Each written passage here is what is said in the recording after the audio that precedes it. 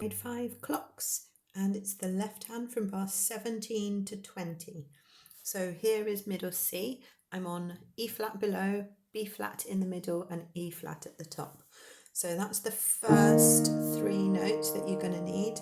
Then in bar 18, we come down to B flat, F, and B flat. Then you do that same one again, and then come back up to F, C, and F at the top.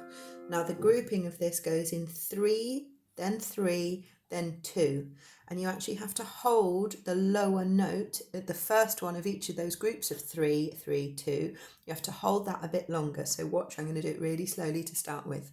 Hold the 5, hold the 5, hold the 5, change. Hold it on the B flat, hold, hold, same again.